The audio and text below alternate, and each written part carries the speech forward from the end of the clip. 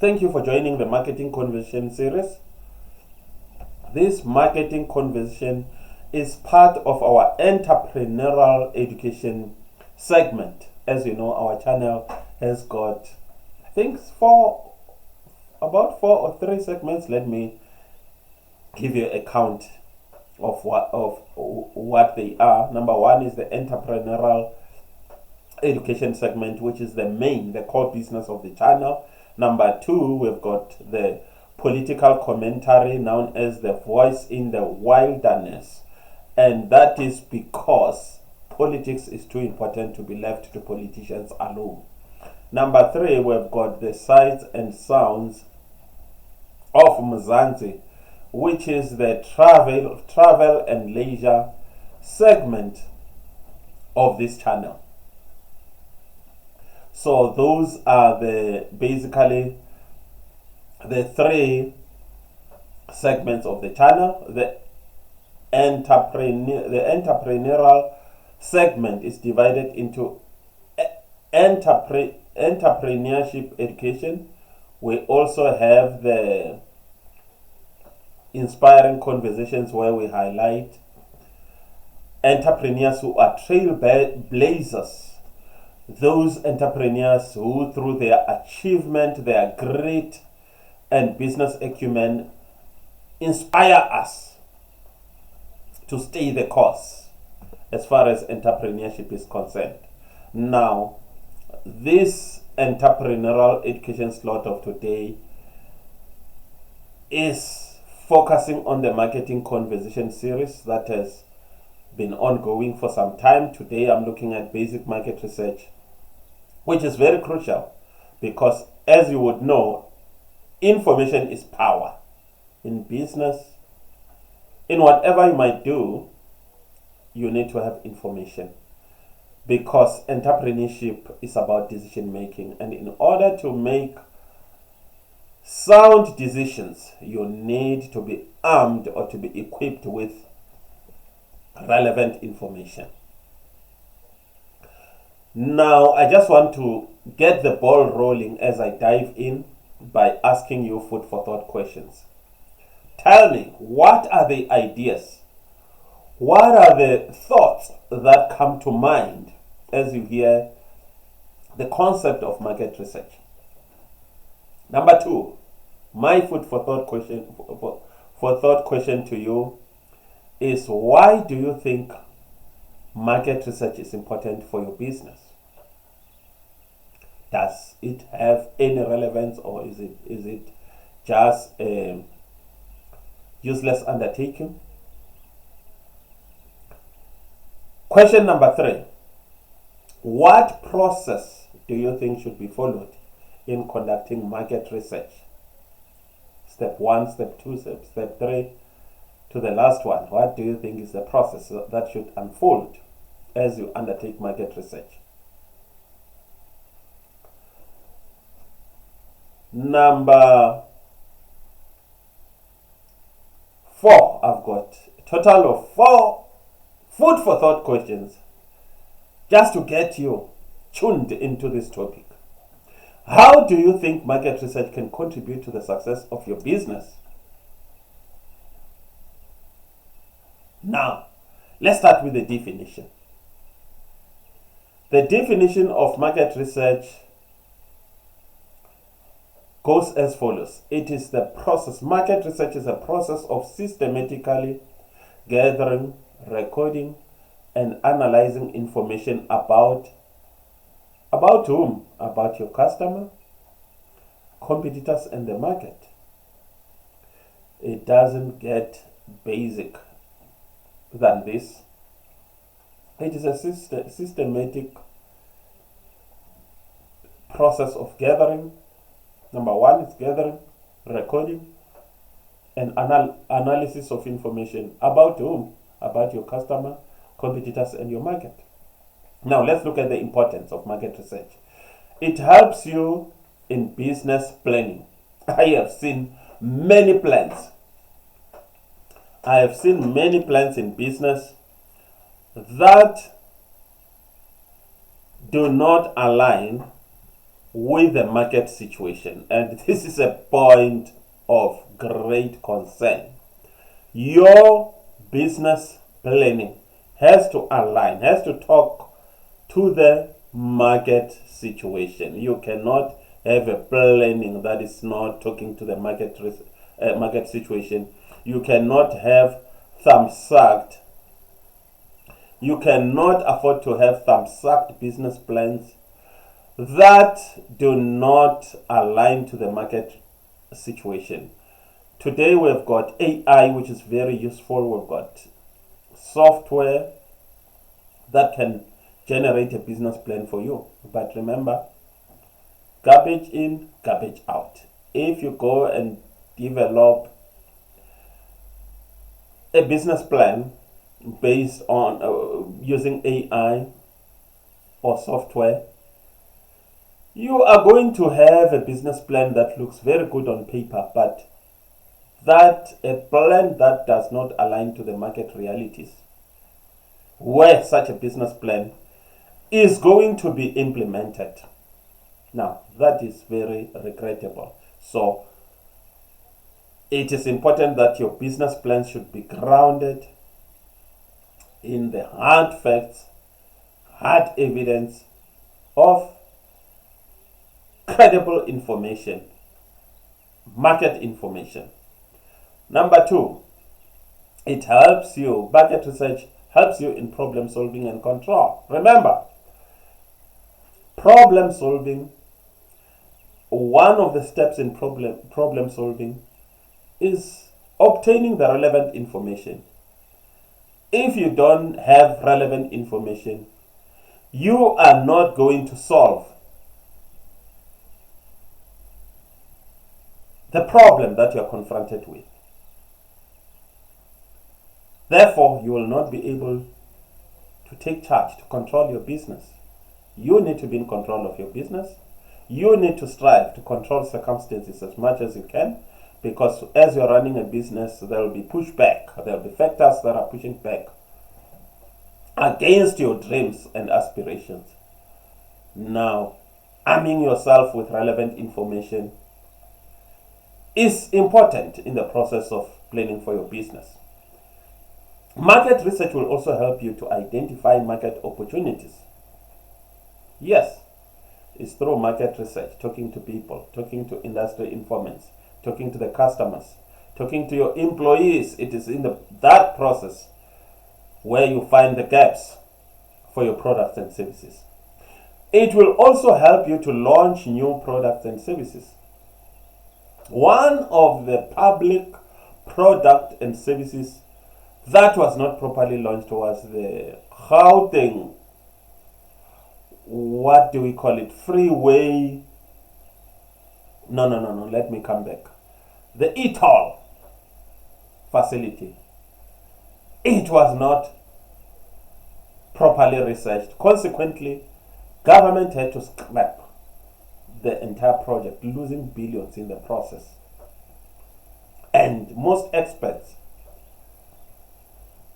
and I, as a resident of Gauteng, would ascribe the failure of the e-toll service to lack of proper consultation. So, research, very important in the launch of new products and services. Market research will also help you when you need to improve your existing products and services.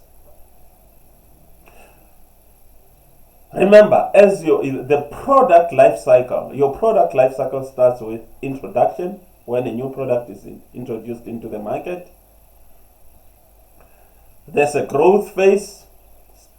You are advertising, you are promoting it, and it becomes known. Customers adopt it, and the sales begin to climb. And there's a third phase, maturity.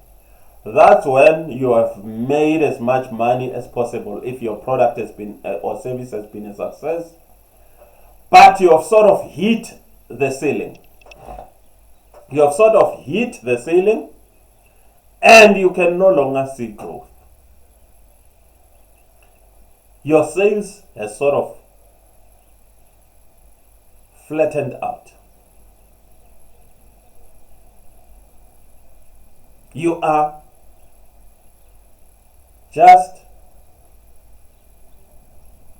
going around the same level of revenue that you are making every month. 10,000 here, 11,000 that month, 10.5 this month, 12,000 that month, and back and forth. You are not going anywhere. That's when you know that I've hit the ceiling. Decline is about to come. That's the last stage. If you cannot go up, you can only go down. That's where you need to undertake research in order to introduce new improvement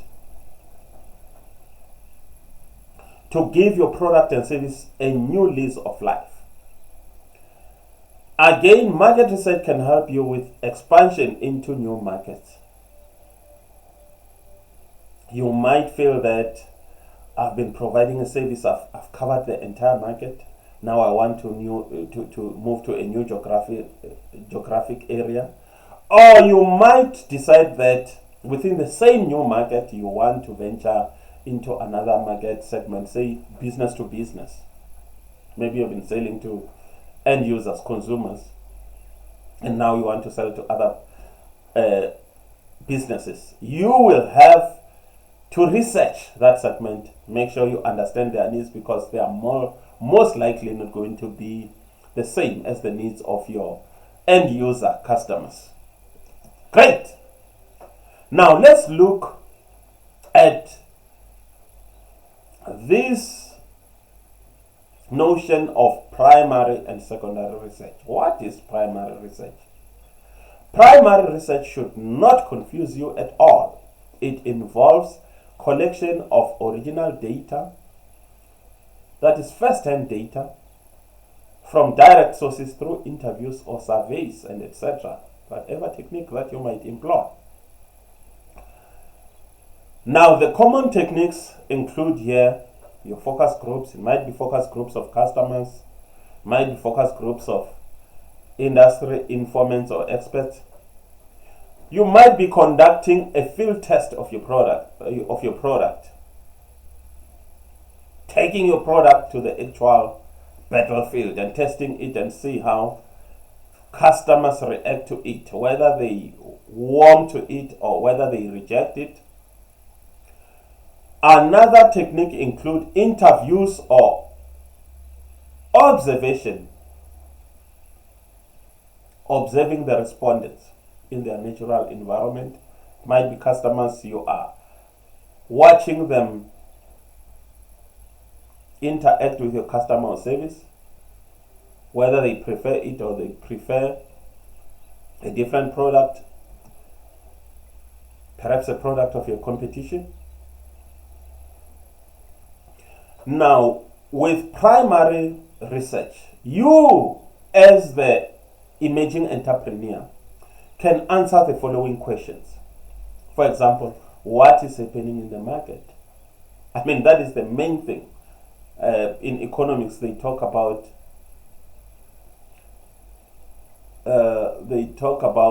actually in business, we talk about the fact that business is a risk because you can never predict how the customer is going to react. Same with the market. The market is always changing. Today, customers prefer these features, product features. Tomorrow, they no longer prefer those features. Today, they want this color, it's trendy. Tomorrow, they prefer a different color. Today, they love this design. Tomorrow, they embrace a different design. So, primary research can help you answer a question of what is happening in the market, because you need to stay current, up to date. What are the trends? You need to know the market trends. Are you in the property business? There are trends in the property business. Are you in the clothing and textile business, there are definitely trends in that industry. You need to stay abreast of those trends, because if you slip, you are going to be left behind. If change has come, the time to change has come, to adapt has come, and you fail to adapt, you'll be left behind. They say in the jungle, the animal that survives, or the animal that succeeds, is not the strongest animal, but it is the one that adapts. You fail to adapt, you are gone, you are finished. Now let's look at another question that can be answered by your marketing research. Properly executed market research, you can identify the competition. It's important to know your closest competitors. Who are the competitors and what are they up to? What are their strategies? How do customers value their brand compared to mine? All those kind of things. Where are they situated? Where do they advertise?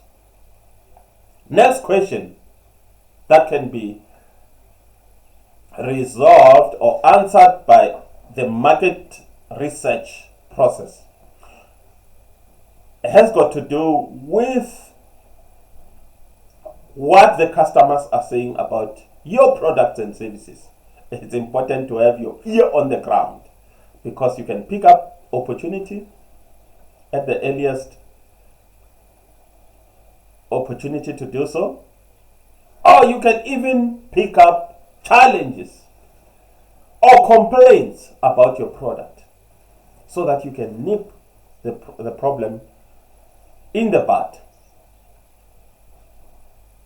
Another usefulness of market research pertains to understanding the most important needs of customers. If you ask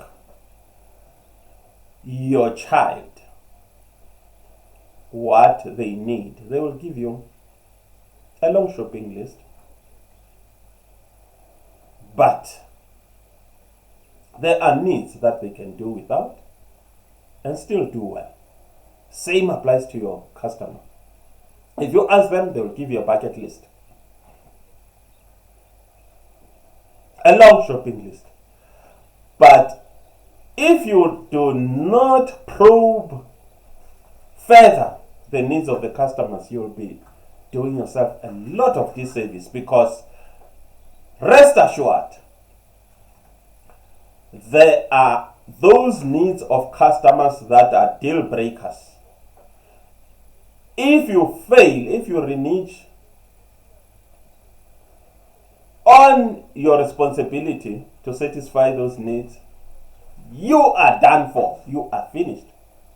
Customers will no longer want to do business with you. So it's important to know the prioritization of the needs of customers, because should you fail to satisfy some of them, those important, those deal breakers,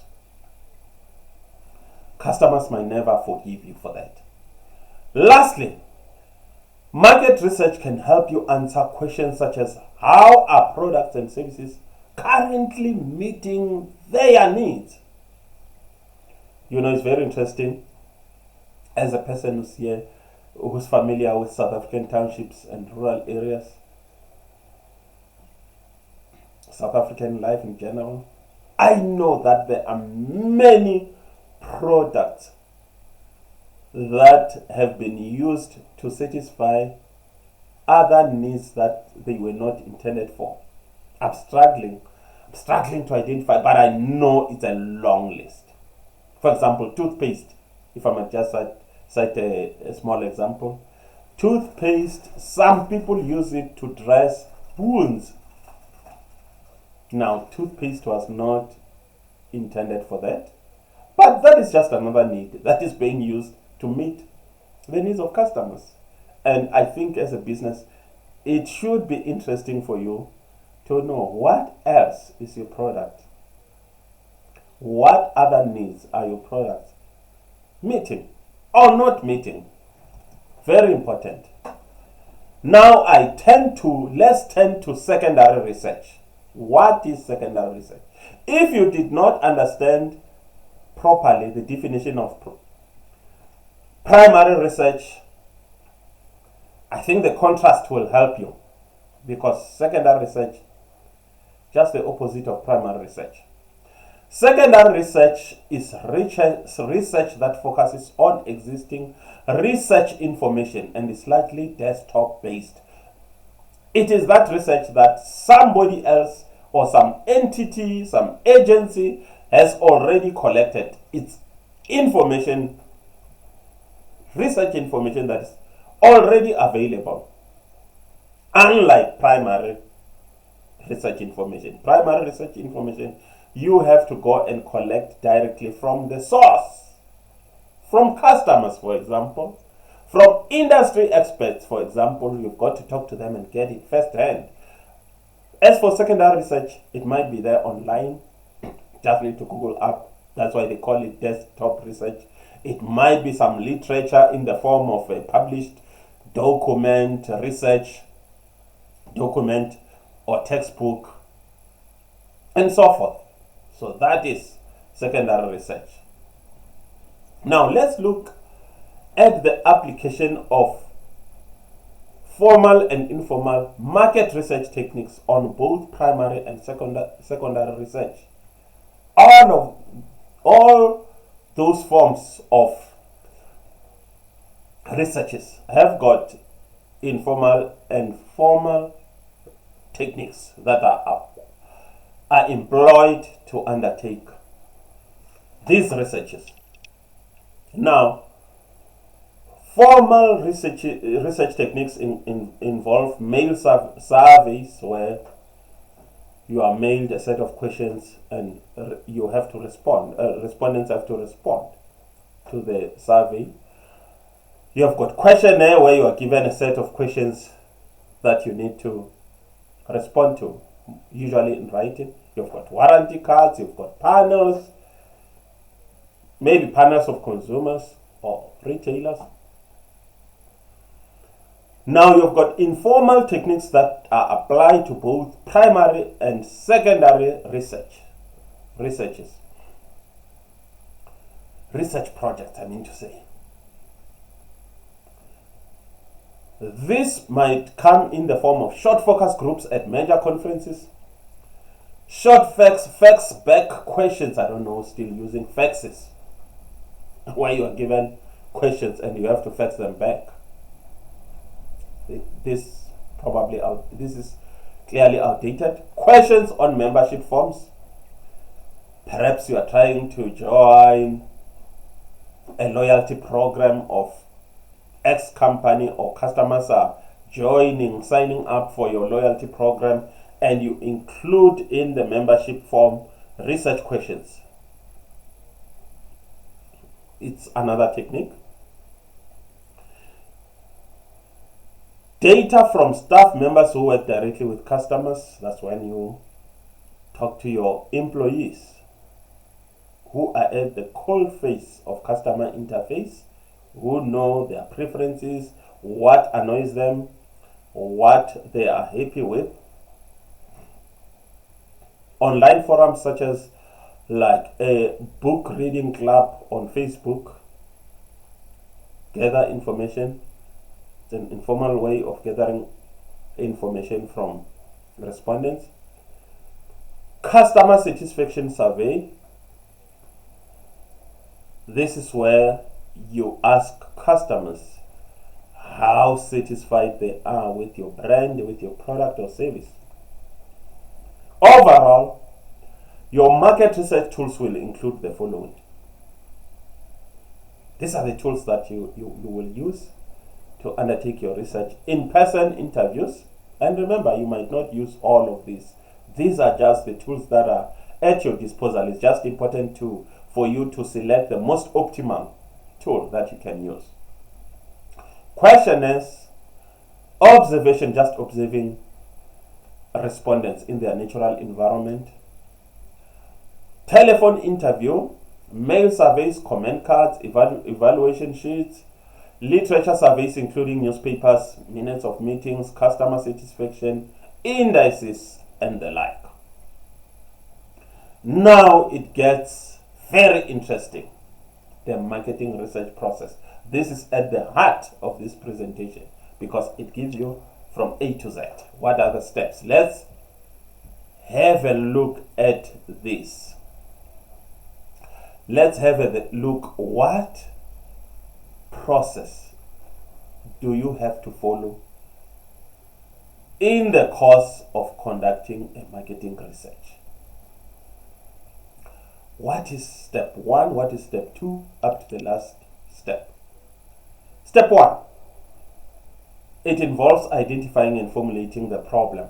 Very important step. If you address this step, you would be off to a good start. Because how you formulate the problem. Remember, when you research arises out of the necessity to solve a specific problem. And what problem? It is usually a problem that relates to specific information that you require for your business. This step now, problem formulation, involves identifying the general management question. The general management question might be, what is the level of satisfaction of our customers with respect to our products and services? That might be the general management question that you want to address through a market research process. Next step, next activity. I'm still on step 1, identifying and formulating the problem.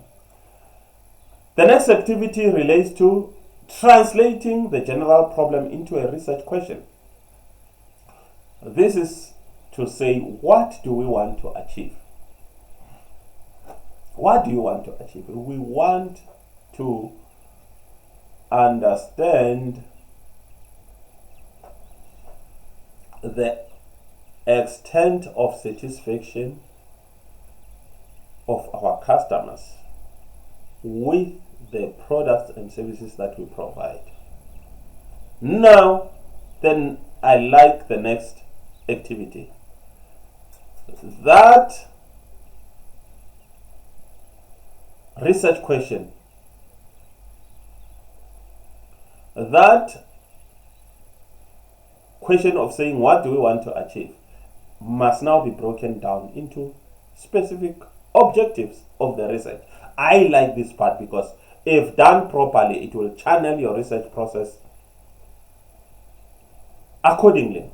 But if you miss the problem formulation, if you cannot describe the problem that you want to address through your marketing research process, there's a risk of waste in resources and time. You'll miss the mark. So the breaking down of your research question into objectives is a very crucial step because it directs, everything flows from it. Step number 2, deciding the kind of data that is required.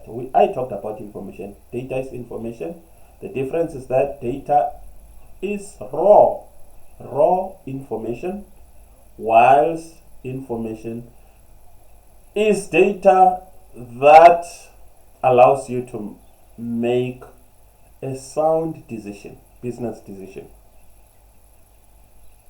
What kind of data do you need in order to answer the research questions?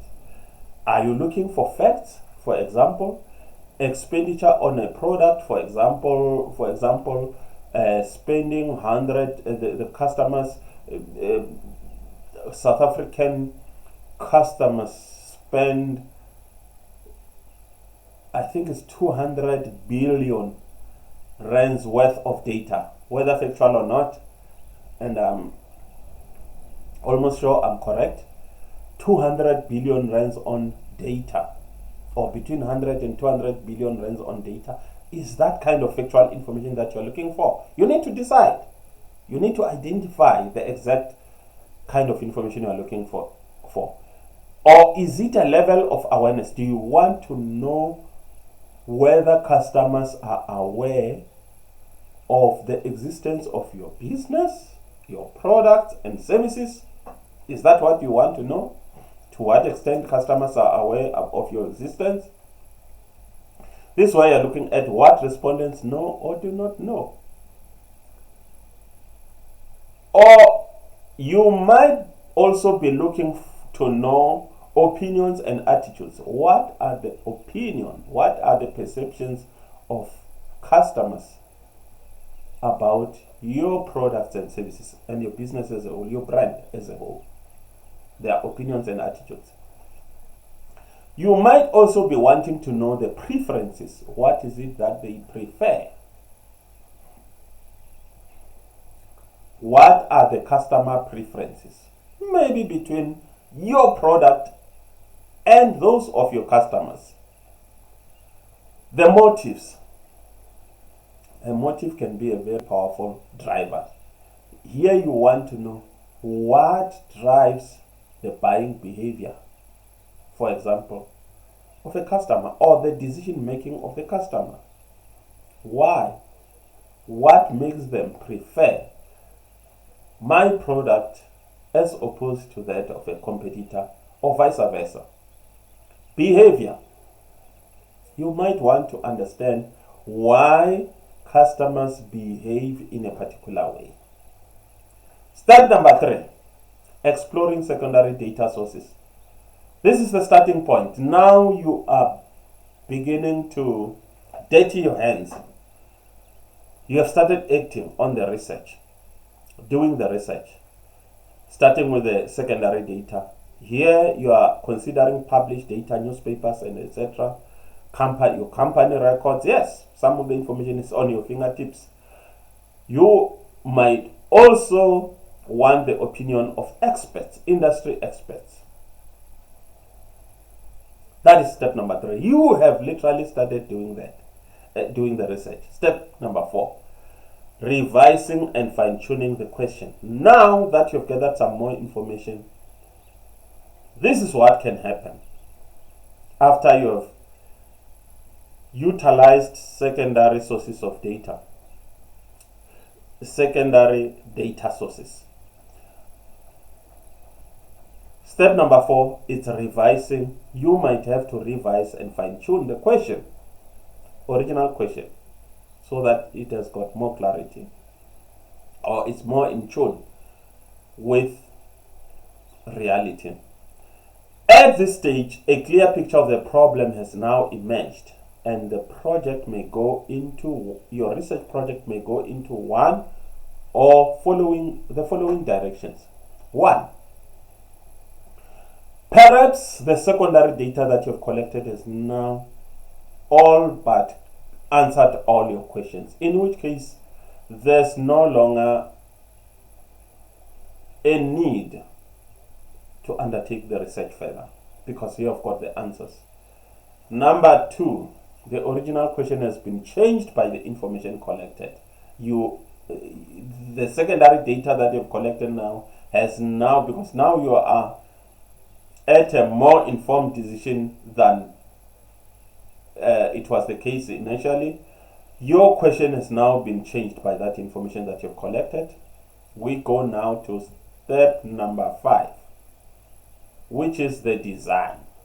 With what you already have now, you are in pole position to design your research, considering the following. Your design may take the following: secondary data study, case study, survey research, web postal questionnaire or telephone interviews or personal interviews or observation. These are the options that you have at your disposal in the design of your market research. What should be the structure of your questionnaire, for example? Questionnaire design of your questionnaire is very important because as part of your instrumentation, if your instrumentation is not of good quality, you may just not have to undertake the research after all, because obviously you are going to get irrelevant information. So the structure of the questionnaire is another topic on its own, because there are ways in which you need to, important considerations that you need to take on board as you are designing your questionnaire. And step number 6, sampling. Step number 6, sampling.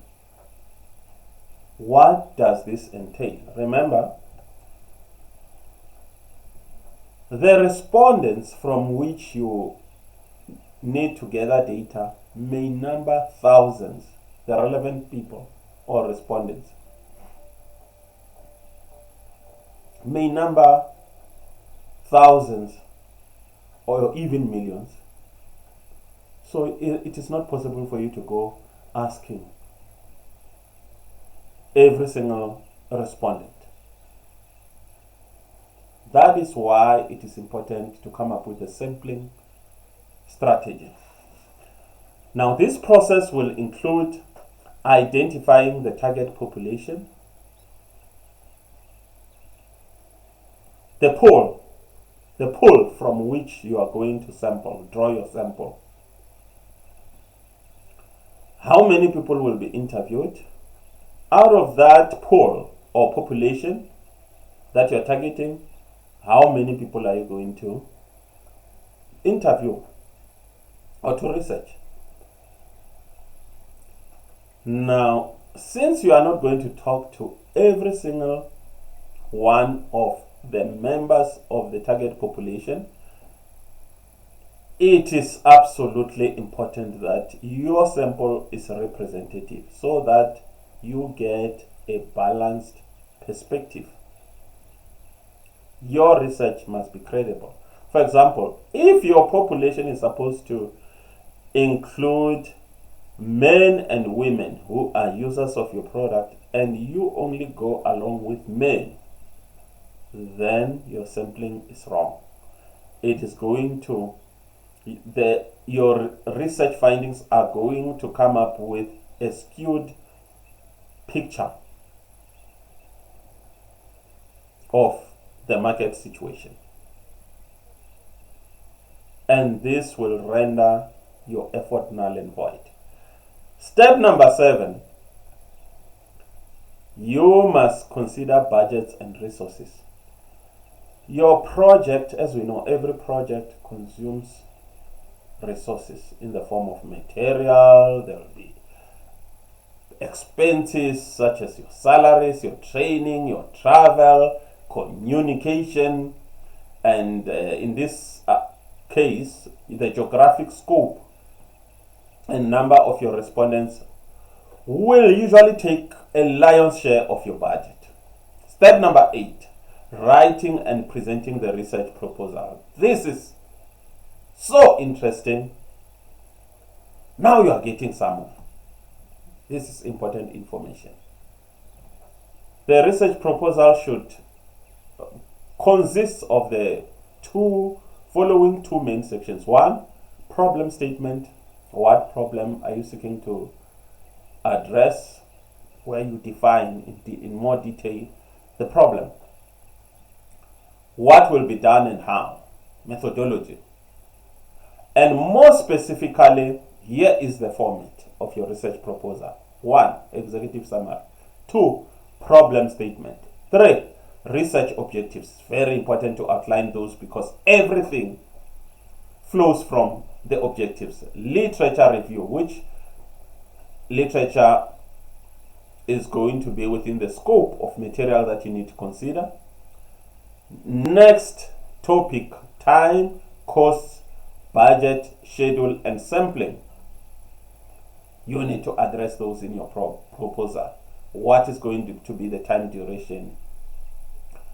What are the costs that will be involved? What is the total budget? What is the schedule? Start and finish. Sampling. What is the sample? Again, you need to address yourself to the importance and benefits of the study. How important is the study? Justify. Present a business case for the research project.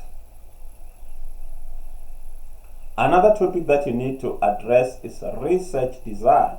Yes, design of your research is very important. Data analysis. How are you going to analyze the data collected? Nature and form of results. Qualification of researchers, your team. Facilities and special resources that are going to be required. The project management of the research project, and the bibliography, which material and publications have been referenced. Step number 9, conducting a pilot test. This is where you're going to test your research plan and see if it's going to work well when rubber hits the tar. When the boots hit the ground, is it going to unfold as you have planned? So this is where you test the implementation of your research plan on a limited scope. 10. Collection of primary data. Next step. Data collection methods will include questionnaires, standardized tests, observation forms, laboratory notes, transcribed recordings, focus groups. You may not use all these forms. You have to choose. These are just methods that are at your disposal. Step number 11, analyzing and interpreting. At this stage, you remember you've collected the data. The data needs to be captured and edited so that only the right kind of data, good quality and complete kind of data, is taken into consideration. It is analyzed and interpreted. This process will of necessity include a summarizing of the data, comparing, synthesizing, and application of statistical techniques in order to be able to interpret. Now, the interpretation of data will include logical thinking coupled with drawing of logical conclusions. This means that your conclusions and findings must not be so wild as to completely depart from the findings. They must be grounded on the hard facts, the findings that you have been able to arrive at during the study. Step number 12, reporting results. The intention of this step is to allow you to make an informed and scientifically verified decision. The following factors will influence your report. How you are going to report. Your audience, the people who are going to consume the report. The occasion, what occasion is it going to be? You have to take that into account. Purpose of the research, what was the purpose of the research? Because it's important at the end of the day, that research must be able to meet the objectives for which it was commissioned. Usually the report will be written and presented in person, mainly focusing on the findings and recommendations. It is important that the report is focused on the needs of the consumer of the research so that you don't waste their time. You must be a sharpshooter. It must hit the bull's eye. Now that concludes my presentation on the basic marketing research for small entrepreneurs. I hope you have gained very useful insights out of this presentation. And at this stage, I want to encourage you to subscribe, to like if our content did resonate with you. Remember, we are building here a community. So it's important that you join this movement because no one can go it alone. See you during the next